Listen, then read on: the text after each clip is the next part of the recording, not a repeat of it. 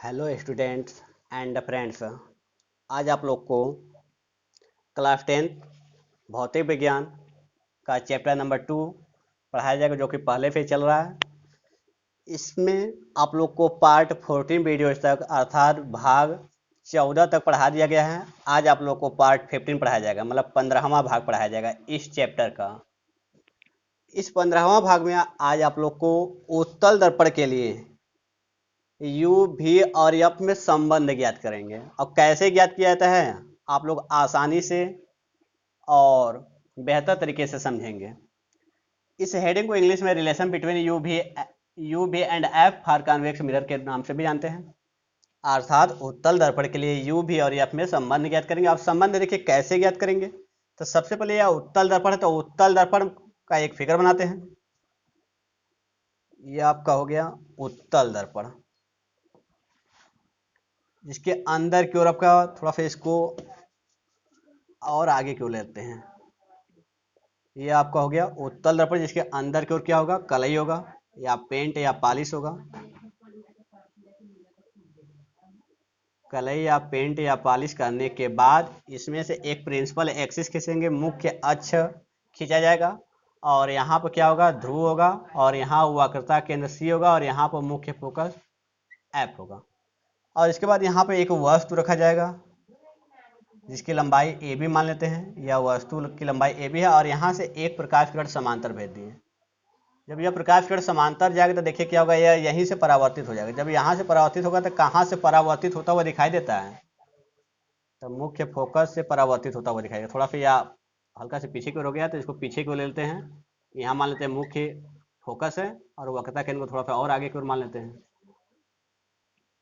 तो यह जब यह समांतर प्रकाश किरण आपतित कराएं इस प्रिंसिपल एक्सिस से या मुख्य अक्ष के, तो यह आपका परावर्तित हो गया। जब परावर्तित होता है तो मुख्य फोकस से परावर्तित होता हुआ दिखाई देता है। और एक और प्रकाश किरण आपतित कराएंगे, तो एक और प्रकाश किरण आपतित करेंगे। और यह इस प्रकार आपतित करेंगे कि लगे कि वह वक्रता केंद्र सी पर जा रहा हो, लेकिन वास्तव में जाएगा नहीं, क्योंकि उस साइड में कलई किया गया है या पेंट किया गया है।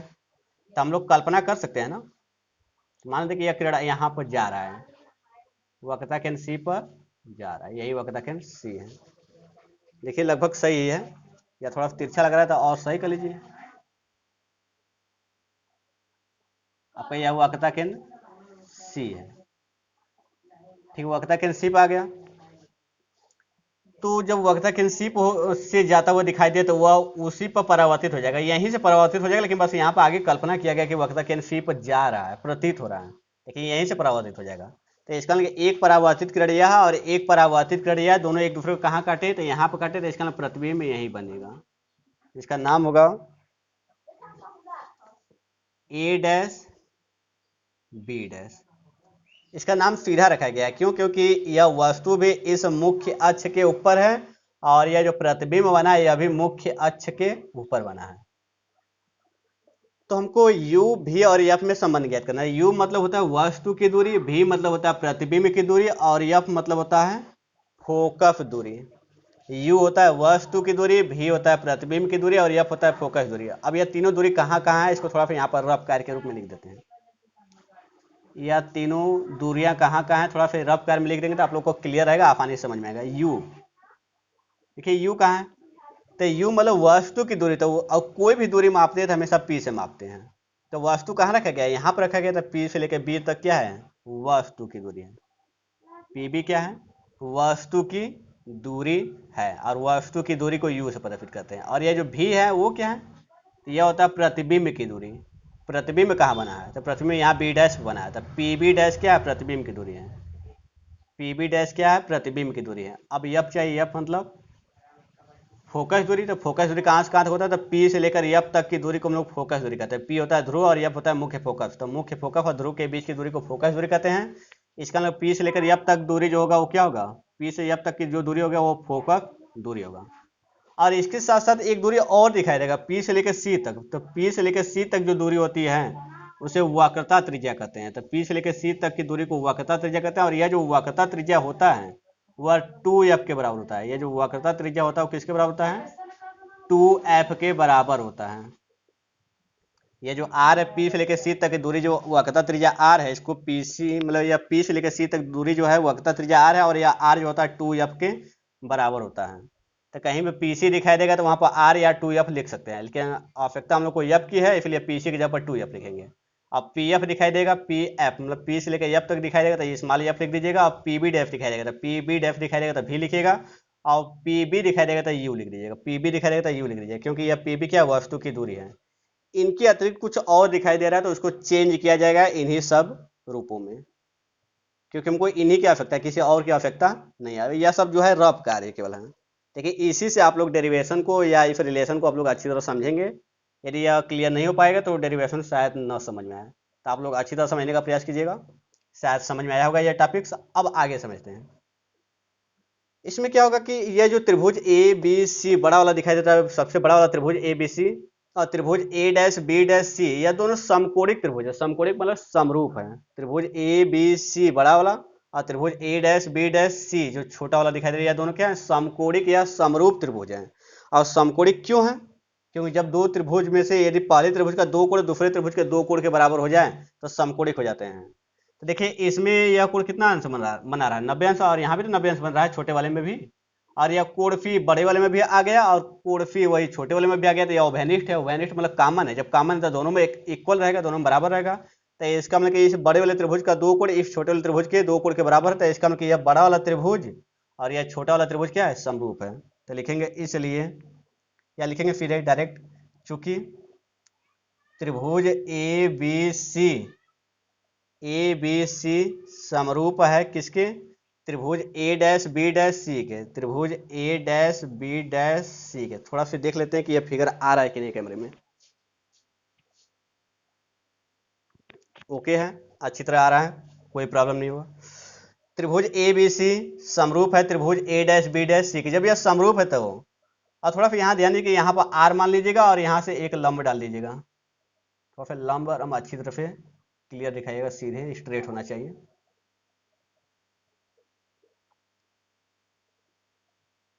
और इस लंब का नाम क्या रहेगा, आर एम। और यह बी डैश जो है इंडिकेट कर रहा है, केवल इस पॉइंट को इंडिकेट कर रहा है बी डैश। और एफ जो है इसको इंडिकेट कर रहा है, और एम जो है इसको इंडिकेट कर रहा है या दर्शा रहा है। तो देखिए जब यह दोनों त्रिभुज ए बी सी बड़ा वाला और त्रिभुज ए डैश बी डैश सी छोटा वाला समरूप है तो संगत भुजाओं का अनुपात तो बराबर होगा। तो यह ए बी ऊपर लिखेंगे तो ए डैश बी डैश कहाँ लिखेंगे, नीचे लिखेंगे। और यदि यह दूसरा तिफरा ले रहे हैं बी सी तो इसका भी दूसरा तिफरा कहाँ रहेगा, बी डैश सी नीचे रहेगा। और उसी तरह यदि पहला तिफरा लेते हैं, पहला तिफरा लेंगे तो यहाँ भी पहला तिफरा लेंगे ए डैश सी, लेकिन इस तिफरे का कहीं प्रयोग नहीं है, इसलिए इसको क्या कर दिया जाएगा, हटा दिया जाए या इसको लिखा ही ना जाए। और इसको मान लेते हैं इक्वेशन फर्स्ट। ठीक, अब इसी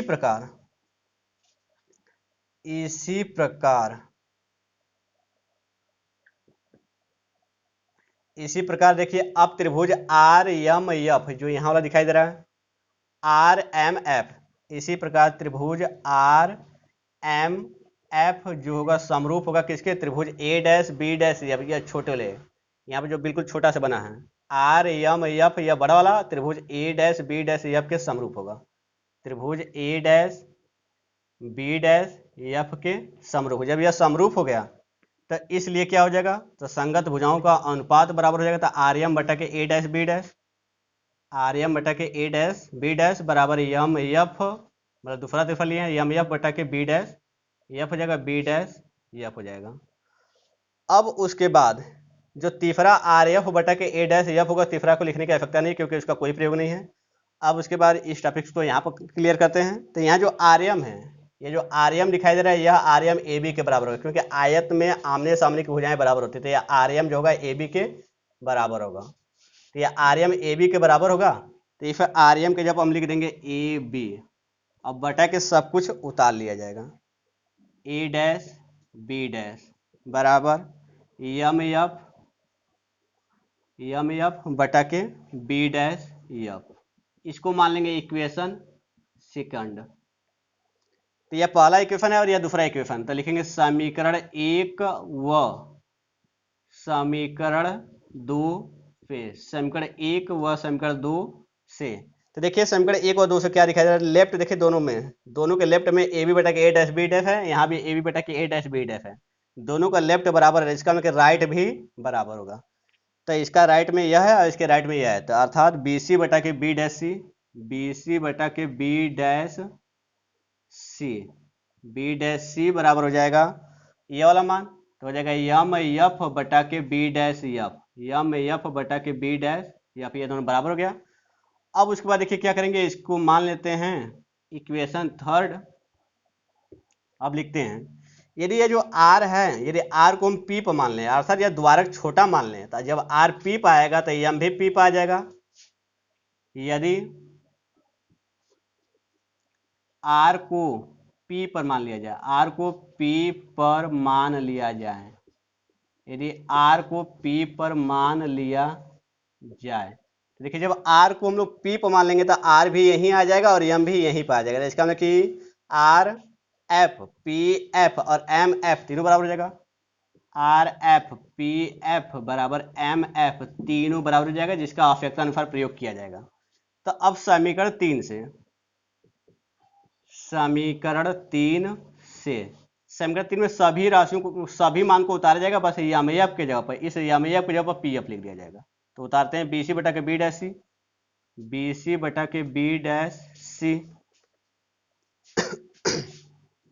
बी सी बटा के बी डैश सी बराबर यम एफ है, तो यह जो यम एफ है किसके बराबर हो गया, तो यम एफ पी एफ के बराबर हो गया, तो यम एफ के जगह पर पी एफ लिख देंगे, अब बटा के बी डैश एफ उतारा गया है, मतलब बी सी बटा के बी डैश सी उतारा गया है, बी डैश एफ भी उतारा गया, लेकिन इस जो यम एफ दिखाई देता है यम एफ के जगह पर पी एफ लिख दिया गया है, एम एफ के जगह पर पी एफ लिख दिया गया, तीसरा हो गया। अब इसके बाद देखते हैं कि आपका यह सम्मान हो गया। अब यदि यह सम्मान हो गया, जब यह सम्मान हो गया तो उसके बाद देखिएगा कि यदि इसमें से कोई दिखाई दे रहा है तो ठीक है, और यदि नहीं दिखाई दे रहा है तो उस मान को हम लोग चेंज करेंगे। तो देखिए यह बी सी जो है इसमें कहीं दिखाई दे रहा है, तो यह बी सी इसमें कहीं नहीं दिखाई दे रहा, तो बी सी को हम लोग तो चेंज करेंगे। देखिए कैसे चेंज करेंगे, तो बी से लेकर सी तक,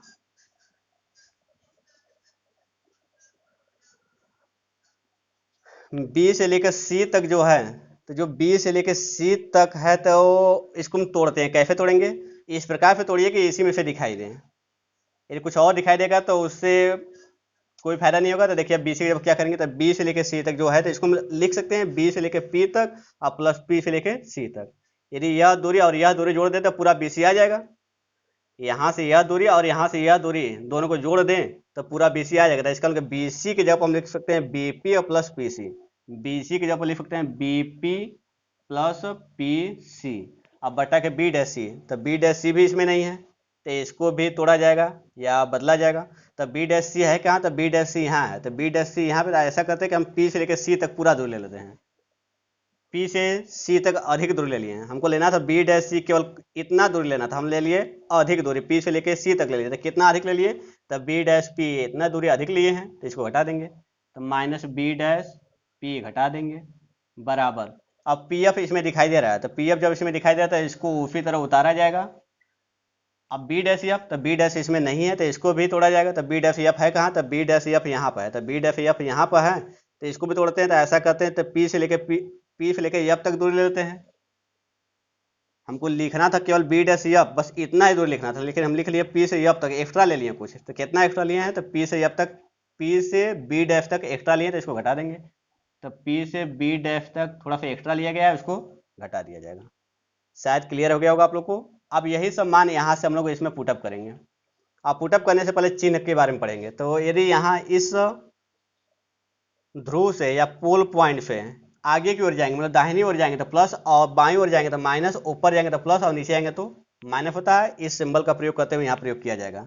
तो पी बी देखिए किस साइड में, तो पी बी इस साइड में, तो इसका मतलब यह माइनस में होगा। और पी बी डैश, तो पी बी डैश उस साइड में, इसका यह प्लस में ही रहेगा, तो कोई दिक्कत नहीं, प्लस लगाया जाए, चैनल लगाया जाए, हो जाएगा। अब पी एफ, तो पी से लेकर एफ तक यह भी इसी साइड में, तो यह भी प्लस में रहेगा। अब आर, या सीधे देखा जाए पी सी, तो पी सी भी इसी साइड में, तो यह भी आपका क्या रहेगा, प्लस में रहेगा, केवल आपका यू ही माइनस में होगा। तो यह सब मान पुटअप करते हैं।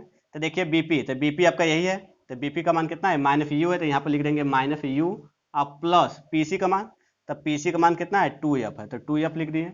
अब बटा के पी सी का मान कितना है, 2f, तो 2f लिख दिए। अब माइनस बी डैश पी, तो बी डैश पी यही मान है, बी डैश पी, तो यह मान क्या है, भी है, तो भी लिख दिए बराबर पी एफ, तो पी एफ का मान कितना है, स्मॉल एफ है, स्मॉल एफ लिख दिया। अब पी एफ का मान फिर स्मॉल एफ है, और फिर minus P B dash, P B dash का मान कितना है, भी है। सभी मान को रख लिया गया। अब क्या करेंगे, तिरिया गुणा करेंगे, इसका गुणा इसमें और इसका गुणा इसमें। तो एफ का गुणा पहले इसमें करेंगे तो हो जाएगा 2f स्क्वायर, 2f स्क्वायर। फिर इस माइनस वाले में एफ का गुणा करेंगे तो एफ भी हो जाएगा, माइनस एफ भी बराबर। अब इस एफ का गुणा इन दोनों में पहले करेंगे, फिर इसके बाद भी का गुणा इन दोनों में करेंगे। तो पहले एफ का गुणा करते हैं इन दोनों में, तो हो जाएगा minus F you, minus F you, minus F you हो गया। और इस एफ का गुणा इसमें करेंगे तो plus 2f square, plus 2f square. अब इसका गुणा इसमें करेंगे तो माइनस का गुणा इस माइनस में करते हैं तो प्लस होता है, भी का गुणा यू में होगा तो भी यू। और इस माइनस का गुणा इस प्लस में करेंगे तो हो जाएगा माइनस, और भी का गुणा एफ, भी का गुणा 2f में करेंगे तो हो जाएगा 2f भी, 2f भी। तो ये 2f स्क्वायर फिर 2f स्क्वायर कट जाएगा, बाकी सबको इस साइड में लीजिए। तो माइनस एफ भी इसी साइड में है, कोई परिवर्तन नहीं होगा इसके चिन्ह में। अब माइनस एफ यू इस साइड में आएगा तो प्लस एफ यू हो जाएगा। अब माइनस 2f भी आएगा इस साइड में तो यह भी प्लस 2f भी हो जाएगा, प्लस 2f भी हो जाएगा। अब उस साइड में यह जो भी यू है उसको उसी साइड में उसी तरह छोड़ दीजिए। अब उसके बाद देखिए इसको देखिए और इसको देखिए, 2f भी है प्लस में और एफ भी, एक एफ भी आपका क्या है माइनस में है, तो ये आपका घट जाएगा। तो एक एफ भी बचेगा और एक लिखते नहीं है, इसको हटा दिया जाएगा, आपका एक एफ भी बचेगा। और एफ यू तो उसी तरह रह जाएगा आपका, एफ यू बराबर भी यू।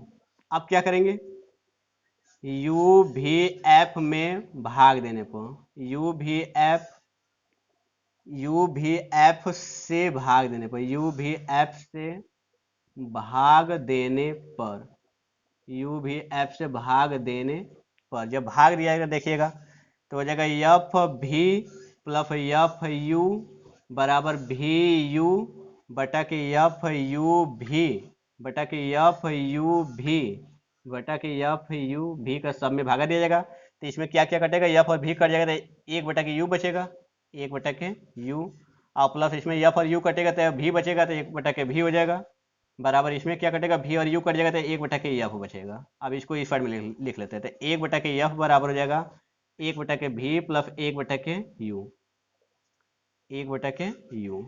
ये आप लोगों का क्लियर हो गया होगा। अर्थात उत्तल दर्पण के लिए जो यू भी और एफ में जो संबंध होता है वह संबंध आपका 1/f equal to 1/v plus 1/u आता है। और इफ डेरिवेशन को या इफ रिलेशन को आप लोग अच्छी तरह समझे होंगे।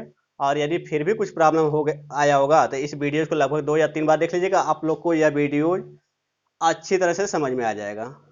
और हमारे इस वीडियोज़ को आसानी से प्राप्त करने के लिए आप लोग को लाइक और सब्सक्राइब कर दीजिएगा, जिससे हर वीडियोज़ का नोटिफिकेशन आपके यहाँ सरलतापूर्वक पहुँचता रहे। आज के लिए बस इतना ही। Goodbye student and thanks.